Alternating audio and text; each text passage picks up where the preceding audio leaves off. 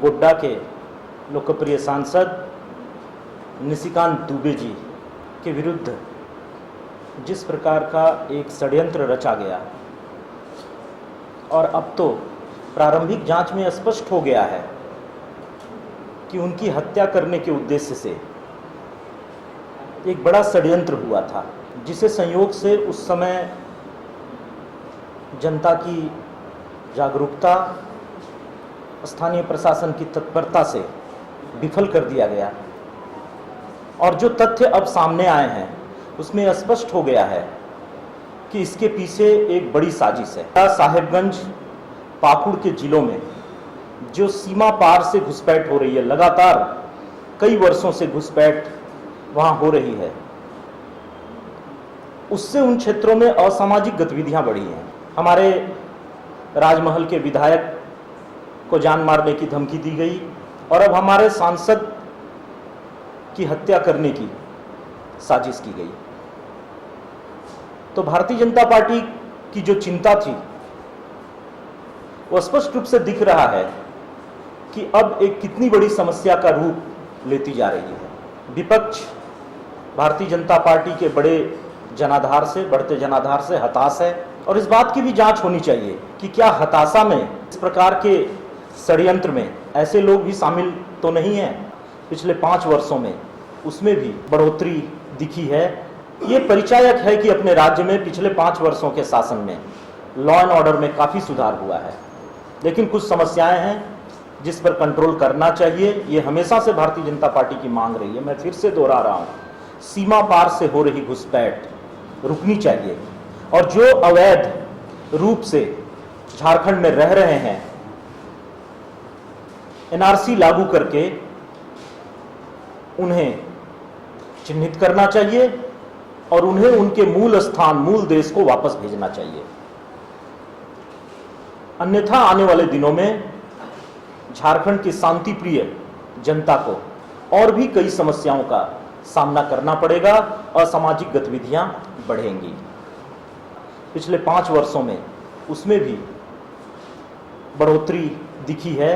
ये परिचायक है कि अपने राज्य में पिछले 5 वर्षों के शासन में लॉ एंड ऑर्डर में काफ़ी सुधार हुआ है, लेकिन कुछ समस्याएं हैं जिस पर कंट्रोल करना चाहिए। ये हमेशा से भारतीय जनता पार्टी की मांग रही है। मैं फिर से दोहरा रहा हूँ, सीमा पार से हो रही घुसपैठ रुकनी चाहिए और जो अवैध रूप से झारखंड में रह रहे हैं,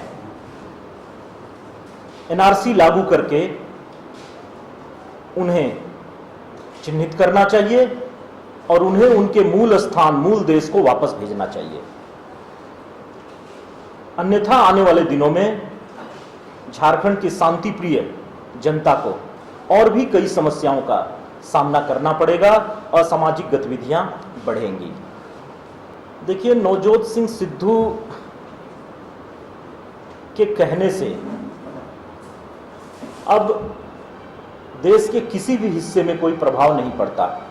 जिस प्रकार से वो हमारे शत्रु राष्ट्र पाकिस्तान की प्रशंसा करते हैं, पाकिस्तान के बारे में बोलते हैं, तो स्वाभाविक है उनकी भाषा वही होगी जिससे भारत का नुकसान हो। भारत के प्रधानमंत्री, जिनका पूरी दुनिया मान कर रही है, पूरे दुनिया के सबसे उच्च सम्मान उन्हें प्रदान किए जा रहे हैं, उनके बारे में इस प्रकार की बात करके वो पाकिस्तान का ही तो काम कर रहे हैं। इसलिए ये उनका अब स्वभाव है, अपने स्वभाव के हिसाब से वो चीज़ें कह रहे हैं। पिछले 10 वर्षों के शासन में तृणमूल कांग्रेस ने जिस तरीके से पश्चिम बंगाल को खोखला किया है, पश्चिम बंगाल की गति को बाधित किया है, कोई भी व्यक्ति जो जनसेवा के लिए राजनीति के क्षेत्र में आया है वो इन चीज़ों को बर्दाश्त नहीं करेगा। 40 तो क्या, आने वाले दिनों में वैसे सभी लोग जो बंगाल का विकास चाहते हैं, बंगाल के विकास के लिए राजनीति करना चाहते हैं, उनके सामने इस समय भारतीय जनता पार्टी के अलावा कोई विकल्प नहीं है। तो प्रधानमंत्री जी ने जो कहा है वो बंगाल की सच्चाई है। तृणमूल कांग्रेस के लोग बंगाल में जो विकास बाधित है उससे परेशान हैं। आज भी पूरे देश में सबसे कम दैनिक मजदूरी पे काम करने वाला व्यक्ति अगर कहीं मिलेगा आपको तो पश्चिम बंगाल में मिलेगा। आज भी बेरोजगारी की दर पूरे देश में सबसे ज्यादा अगर कहीं है तो पश्चिम बंगाल में है। जनसंख्या का भार उठाने में बंगाल अब सक्षम नहीं हो रहा है, क्योंकि वहां औद्योगिक विकास नहीं हो रहा है, इन्वेस्टमेंट नहीं हो रहा है, इंफ्रास्ट्रक्चर का डेवलपमेंट नहीं हो रहा है। लॉ एंड ऑर्डर की तो आप कल्पना नहीं कर सकते। राजनीतिक कार्यकर्ताओं को मार करके सरेआम पेड़ पे टांग दिया जाता है और पुलिस को सूचना की जाती है कि हमने ऐसा किया है और आप संभाल लीजिए। इस प्रकार का एक वातावरण इस समय बंगाल में है। तो स्वाभाविक रूप से जो राष्ट्र सेवा के लिए, समाज सेवा के लिए राजनीति करने वाले लोग हैं वो तृणमूल कांग्रेस के साथ नहीं रहेंगे और भारतीय जनता पार्टी ही एकमात्र उनके लिए विकल्प है।